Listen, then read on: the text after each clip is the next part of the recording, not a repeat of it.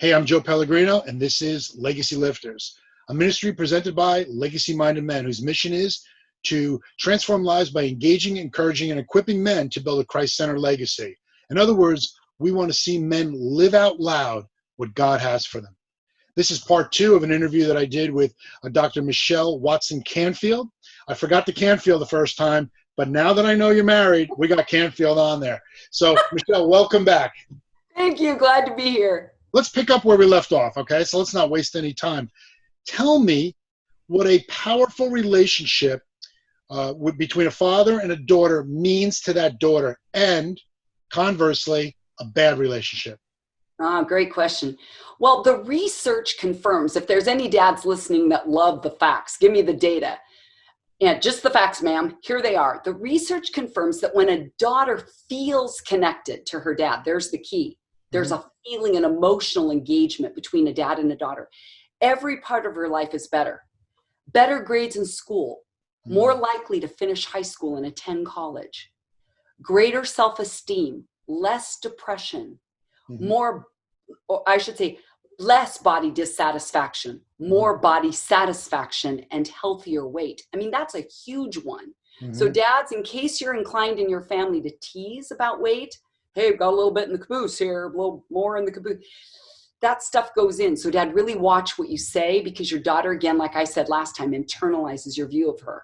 But she'll have less body dissatisfaction if she feels connected to you and affirmed and supported by you in that area.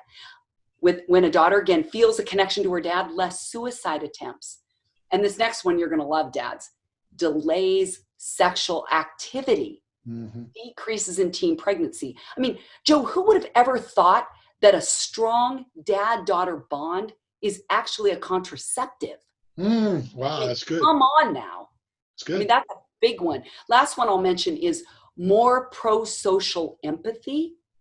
I mean, my goodness, if we've ever needed that, it's now. Never more than now. So dad, the more you can strengthen your connection with your daughter, the bond with her. I mean, I put that word connection in my first book. Dad, here's what I really need from you, a guide for connecting with your daughter's heart, because it's that feeling of connection and bondedness that will give your daughter what she needs to do life. And let's add the other piece. You as a dad build a bridge to God as a father, so that when you're not there, she knows she has a dad who never leaves her, never forsakes her. I think, wow, what a privilege you have as fathers, and a responsibility, right? To build a bridge to God as a father. By the way, you're supportive, attentive, present. Remember, you don't have to be perfect. You just have to be present, and you're modeling God as a father. So there's that piece of what a daughter has to gain. Did I answer that part of the question? You did, and let's flip it now, because we've been talking about the response of the daughter and what it means to the daughter. What about what it means to the dad? Yeah. Well, the dads that I've coached over the last decade in the Alba Project, and even in my counseling office, which is right here where I'm sitting right now.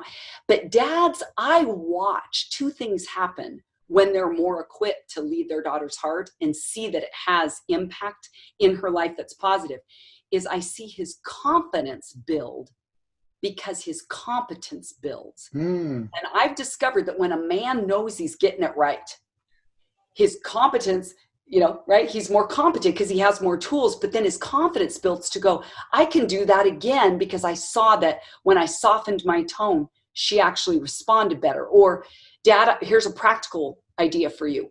Put the 2 words, I'm wondering, in front of sentences you ask her. So when you come in and go, this is an actual conversation that a dad in my group had. He would say, Megan, why didn't you go to school today? And she would, the closet would come out or the wall would go up, and she wouldn't answer him. So he comes to the group going, it seems like his confidence was low because his competence was low. He didn't have a tool in his fathering toolbox to know how to navigate that conversation. But he obviously wanted his daughter to go to school, and she's not going. It's senior year. She doesn't care anymore, but he cares. Sure. So as dads, you say, how do I lead my daughter to have values that you see will benefit her life, but all she's doing is reacting negative, and you're lost, right? Out in the woods without, a compass. And I say, Dad, put the 2 words, I'm wondering, in front of the same question, because then you come as really, I would say, someone who's curious, rather than a dominant rule enforcer.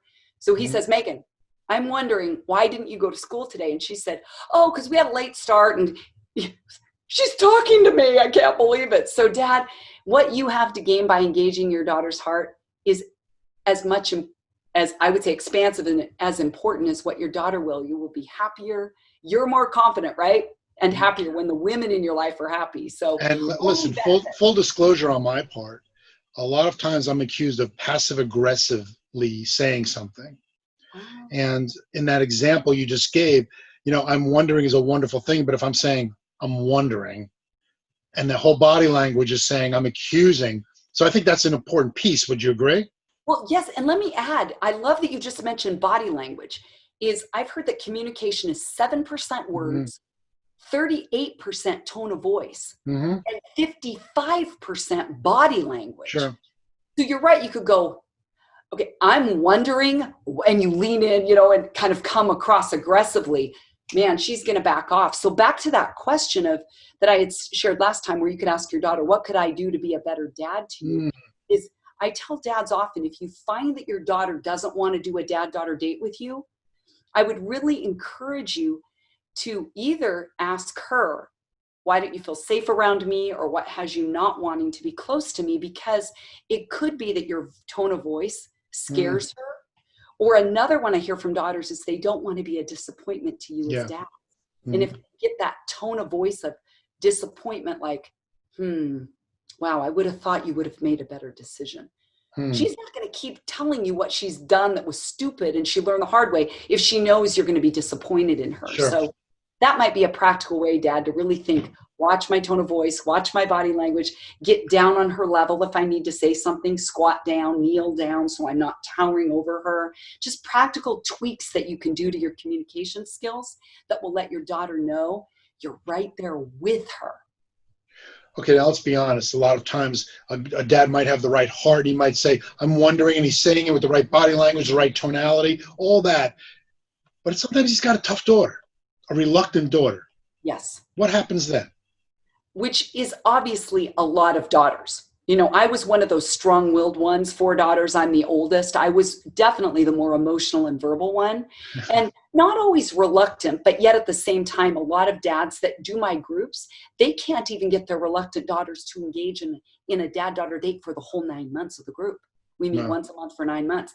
And these dads don't give up. See, because again, back to that Malachi 4:6 verse that we talked about last time that you love, Joe, is it starts with the father. It says the father first turns his heart, not his head, which means softer, more emotionally engaged, more tender, sensitive kind of thing. And I believe God commanded that of dads because it doesn't come as natural or intuitive. That's why I believe it's a command.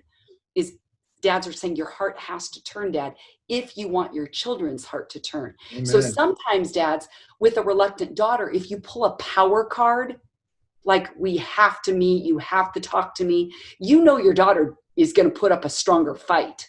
So it's really, remember Proverbs 15:1 says a soft answer turns away anger. So a gentle answer, a soft answer. A more gentle stance is you want to lead your daughter by example, right? Because more is caught than taught. So if you want her to respond softly, if you need a timeout, Dad, Joe, do you remember when your kids were little, did you guys ever give them a timeout based on their age? They're 5 years old, take a 5-minute timeout. So I say, Dad, take a timeout as old as your age. You might need a 50-minute timeout to really calm. The midbrain is where we have our emotional centers. That's where all this emotion that we have is centered. Our frontal lobe, this prefrontal cortex, is where we have our thinking and rational decision making, and that judgment comes from this part. So when we're flooded emotionally, our frontal lobe goes offline. And so we've got to calm down that midbrain in order to think more rationally in a response. Well, the way that we calm our midbrain is through what we call, do you think any of you guys, is this too maybe psychobabbly for some? But it's called bilateral stimulation, right, left hemisphere. So when we sleep with REM sleep, right, that's rapid eye movement, our eyes are going back and forth rapidly, right, left, right, left, right, left. So in the day, you can activate bilateral stimulation, Dad, by walking, Go take a walk around the block. If you've got to, calm your midbrain down, you can tap on your shoulders. You could do this to your daughter. Hey, hon, you're going to think this is really weird. I heard this thing from some shrink from Oregon that said this is a good way to calm our bodies. Right, left hemisphere. You can tap on your knees. Something that, if you can't go outside, that allow, this is another one. You can just, if you're in a meeting, a staff meeting, or dad, or you're at home going, I'm going to blow. That's disrespectful. That's where dads are like, I'm calling it here. Take deep diaphragm breaths in and out. In through your nose, 4 beats. Out through your mouth at 6. In 4, out 6. Like breathing, calming techniques. You're going to be a dad who doesn't say things you regret. If you can calm your own midbrain first, then you're going to have your frontal lobe more online, where you're going to make a better decision about how to respond. But teach your daughter these things. Sure. You go, hey, I'm finding this is helping me. So dads, I'm all about giving you practical ideas for your toolbox that you can put into action today to be the dad you want to be and the hero you want to be, and the dad and hero that your daughter needs you to be. So speaking of a toolbox, in Let's Talk, you give literally hundreds of scripting items for men, because we are a lot of times at the end of our rope. We don't know how to do something, and you are coaching us through in this book. Again, yes. It's Let's Talk, which is conversation starters for dads and daughters. Terrific book. Every dad of a young woman should have this book. So talk to me about that. Sure. Well, this book, like I said, it's my second, and I wanted a book that was practical. No theory, or not just theory, I should say. It has some of that. But I don't think dads need to hear any more that they need to be a better dad, a stronger dad, a more engaged dad. Sure. Dads already know that. And I want to give you practical ways that you can open up conversations with your daughters, because here's the deal. When our mouths open as women, our hearts open. These go together, right? Mm-hmm. And when our hearts are open, your hearts as dads are open. Like, you can tell when we're shut down, it's because we stop talking. Mm-hmm. We don't, and you're like, oh, something's not okay.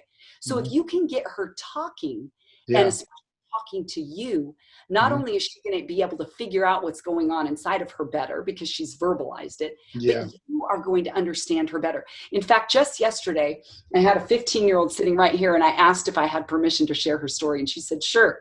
But her dad took her on a date this week and did one of the conversation starters out of the book, because they're all by theme, topic. There's 60 topics in the book. And she said to me just 24 hours ago, I feel like my dad understands me better now. She goes, he kept saying, oh, I didn't know you thought that or felt that. She goes, yeah. Like, in other words, it was right there. He just needed to draw it out of her. And then she said at the end, I feel so much relief now. All because her dad engaged her in a topic of conversation in the book. So there's 5 themes. Lead her to laugh, lead her to love herself and others, lead her to look deeper inside herself, lead her to lament, and then lead her to listen. And that 5th one is flipping the script so that the daughter has questions to ask you as a dad about your life.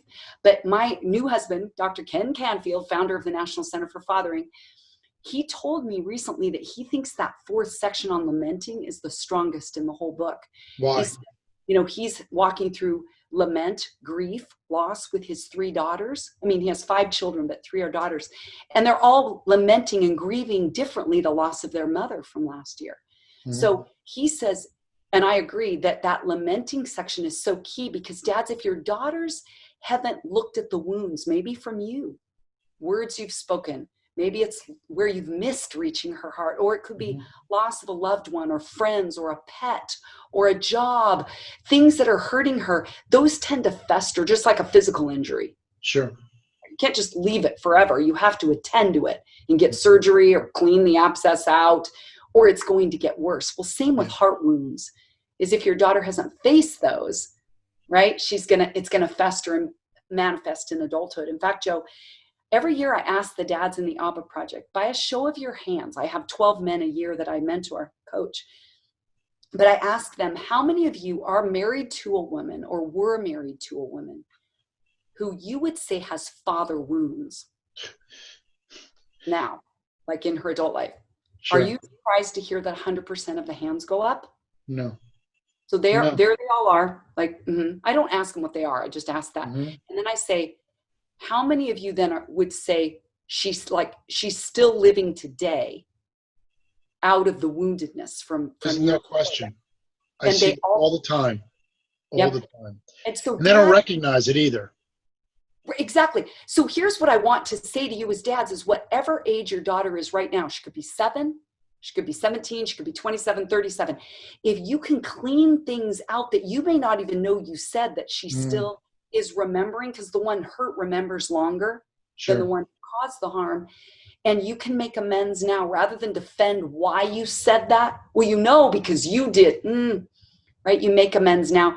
You're going to raise a healthier daughter. So that section is really key, the lamenting piece. So that's why I give you scripts, because you may say, I don't even know how to go into that conversation. So I'll give you an example. In one question you could ask your daughter is, what words have I spoken to you that have stuck with you that make you feel better about yourself? So we start positive, but then the flip side is, honey, what words have I spoken to you that have stuck with you, that have made you feel worse about yourself? And then you can course correct now. I mean, you do that at work. Don't you do that at the gym? Hey, I'm not getting the results I want. Hey, trainer, how do I course correct? What do I need to do different to build more muscles? So you already do this in other parts of your life. I want you to bring it over to your relationship with So your daughter. you also talk about the daughter having the opportunity to ask the father questions. Can you talk a little bit about that? This actually was born out of feedback from daughters in the Alba Project that said they got tired of being on the hot seat, where I thought daughters would love this, being, asked about all kinds of fun things, lighthearted things like, what do you want your wedding day to look like? What colors do you want in your wedding? Where do you want it to be? What kind of flowers do you want? Every dad that I've talked to, I haven't met one yet that's gone into that much detail with their daughter on their wedding day. That's a fun conversation. But what about the ones that are on divorce or suicide or anxiety or cutting or same-sex attraction or whatever? Dads oftentimes back off, but girls go, they told me I got tired of being on the hot seat. So that's why I flipped the script at the end of the book saying, because I think we live in a technologically based environment where, we're limited to 280 characters or we're texting everything. And I think for daughters, especially millennials, Gen Z, for them to be able to learn how to engage and lead conversations as a skill set out in the real world, who better to learn that with than you? So if your daughter has a script in front of her to learn how to engage you in questions that go deeper, she's building her own skill set for interpersonal effectiveness. So on that one, it's questions maybe about your romantic history, about your let her pick the topics in the book she wants to have you ask her about and then be asked by you. So it's about, maybe mistakes you've made, your drug and alcohol history. And obviously you've got to make your responses based on her age and appropriateness. Sure. But I have daughters that say, wow, my dad's human. He always acted like he had all the answers, or that he didn't have any grace for me at my age. But yet when you start telling her what you did that was stupid at 15, you're going to open the door to her to be more honest with you about mistakes she's making at 15. And it's going to help you remember that you didn't have all the answers at that age either. But and it's questions about your childhood, your relationships with your parents. Sure. And anyway, a lot of questions that are, again, about interacting with your daughter on all kinds of topics to strengthen the dad-daughter bond. That's awesome. How does a dad know when he's getting it right? Well, that's a really good question. Sometimes you might have to ask her mom, are you getting any feedback? Is this helpful? Because she might not tell you. She might not think to tell you. But really, the best way to know it is to ask her. And I love doing 0 to 10. I do this all the time in my counseling office, because sometimes the read we get from someone on the outside isn't what's going on the inside. Yeah, right. You could ask her then, how am I doing as your dad 0 to 10 right now? Could I pursue your heart any better? I mean, you just have to keep the conversation going, Dad, because your daughter has the depth, whether she's an introvert or extrovert. She's got the words in there. And for dads that may have an estranged reality going on with their daughter, Joe, I would say probably 75% of the emails I get across the country, because, my radio program podcast is called The Dad Whisperer. So a little plug there. If you're a dad that wants more resources, you can go to my website, drmichellewatson.com, or iTunes, Spotify, Google Play, all have the Dad Whisperer as well. But dads that listen, write me and say, I'm estranged from my daughter. I don't know what to do. I mean, heartbreaking emails, and in person as well. And they don't know what to do, right? To fix it. It's like, she won't talk to me. I'm reaching out. I get tired of reaching out because clearly she doesn't want to respond. I'm saying, Dad, don't give up. Don't give up. Stay the course. In a practical way that you as dads might be able to even use Let's Talk, this book, I say, take a pen with you on your dad-daughter date, write in the book or get an adjunct book. It's like you're writing the playbook for your daughter. I'm telling you, daughters, I asked the one yesterday, the 15-year-old, I go, what was that like for your dad to actually read out of the book to you? Did you think it was stupid or lame? Or do you wish he would have come up with his own? She goes, oh no, I thought it was really sweet that he was, coming with a script in hand to connect with me. But not all your daughters are going to feel that way. Or if she's estranged from you, you can't ask her those questions. So I say, Dad, buy a journal, like a practical hardbound one, not anything on an email if you can, because there's something about handwriting that's really powerful to stand out from technology right now. And write answers to questions in the book for her. Like, what's your favorite color? You could say, like, honey, I think your favorite color used to be blue. I'm wondering right now, if you haven't seen her for a year, if it's still blue. But if it is, I love picturing your bedroom right now. Like, it might be that kind of thing. Or Dad, in that book, you could date it. So it's a time capsule, and write, like, this is what I wish for you. This is what I'm praying for you. This is what I miss about you. This is what I remember from the first day you came home from the hospital and I laid eyes on you for the first time. Like, write in the book, and you've got it dated so that I'm not saying if, when there's reconciliation or some kind of connection, can you imagine the power of giving that book to her to say, you were never far from my heart? Yeah. And no matter what you heard, because some dads, if there's divorce and it's been messy, I've had dads that are very broken over what is being said about them by their ex behind closed doors, and they don't feel like they have any power to change that reality. But look at Dad, if you've got something tangible to give her later on, look at the power of that. I even had one dad with that messages on mirrors thing go right on his daughter's outside mirror of her car that he loved her. And he said, she won't talk to me. She won't do a date with me. So he found a way to go right on her car mirror. Wow. And guess what? He came into the group and said, I know she read it. You know why? Because I went and checked and it was wiped off. Come on, Dad. Don't give up. Your daughter needs you. Even if you don't get feedback that she does, God tells you that you have influence and impact. And don't give up pursuing your daughter's heart, because the day will come when she'll need you. Well, real quick on that same note, you mentioned go to the mom and ask the mom. So what is the mom's role in all of this? Yeah, that's a great question, because not all moms maybe know how to support a dad, but I have found many moms actually are quite powerful and effective in setting the husband up to succeed, right? Rather than always saying you're not spending enough time, you're not doing enough. So moms are now buying my books. They've done that the last number of years to say, let's ally as women and support the men that we're married to or even were married to. Yeah. I have some moms that are already giving this book to their ex-husbands to say, I wished I would have had a dad that engaged me in these conversations. Yeah. So I want to set that dad-daughter relationship up for more success. So moms, the power that you have, watch what you say behind closed doors. Even if you're divorced from the man who that's the father of your children, that's watch what you say, because those words stick with your kids. And even if you had a hostile relationship with him, really, I would try to hold back on negative words, because your daughter then won't want to get close to her dad. Yeah. So I get that this is really an overgeneralized statement, because every situation is different. But that would be my general sense is, moms, you have influence. Take that influence and really use it for good to build the bond between your daughter and her dad. So what do you hope to accomplish, or what do you hope for men who read your book? What's the result that you want to see? The biggest thing I want to see is the dad-daughter bond strengthened in this country, because like I told you earlier, the research shows that every part of a daughter's life is better when she feels a connection to her dad.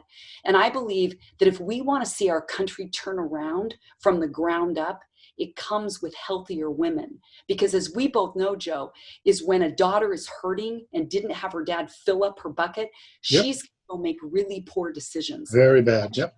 Relationally, spiritually. And when a daughter is healthy, we stand out from the rest when we have a healthier self-esteem and self-confidence and know who we are to God, know who we are in the world. And so much of that comes from you, Dad.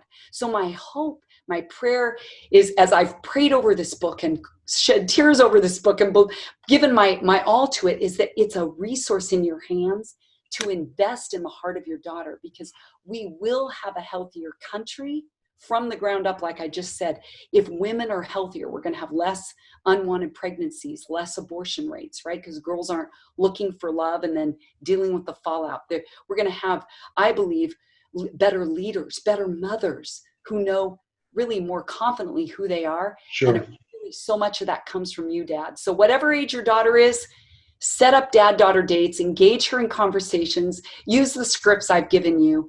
And if your daughter doesn't like any of the questions, just blame me and I'm your fall guy. So you can't do it wrong. Hey, guys, listen, I've made all the mistakes, I'm telling you right now. But today can be the new beginning in the relationship between you and your daughters. Make the time to learn, to understand them, to let them know that you love them no matter what. Today could be that day. So whatever's happened in the past has happened.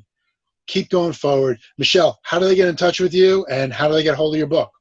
Yep. So you can go to my website, drmichellewatson.com. There's a link there where you can buy my book on Amazon, but any book distributor has it. And it's also available as an audiobook. So many men may like that idea better than reading it. They like listening to it. And then, like I said, you can go to my website, drmichellewatson.com. I'll say that again, where there's a link for all kinds of free resources. You can listen to the Dad Whisperer there. And I'm all about resourcing men, dads of daughters, so that really these things I want you to know too, dads, also these questions work with your sons. One of my brother-in-laws is using them with his more introverted 17-year-old son. Conversations. So I wrote it to dads and daughters, but it works for moms and sons, dads and sons. And I just say, go dads. I believe in you. I really enjoyed this, Michelle. This is phenomenal. And I got to tell you, I'm convicted again. And I'm sure I'm going to make some more adjustments, but I want to thank you for your time. I pray that God's will be over your book and your ministry, that you'll touch men, because Lord knows we need it. And for everybody else out there, just remember something. Again, today can be that day where you start over again. You made mistakes. It happens. Keep going forward. And remember this, life is God's gift to you. The Christ-centered legacy you leave behind, that's your gift back to him. Have a blessed day.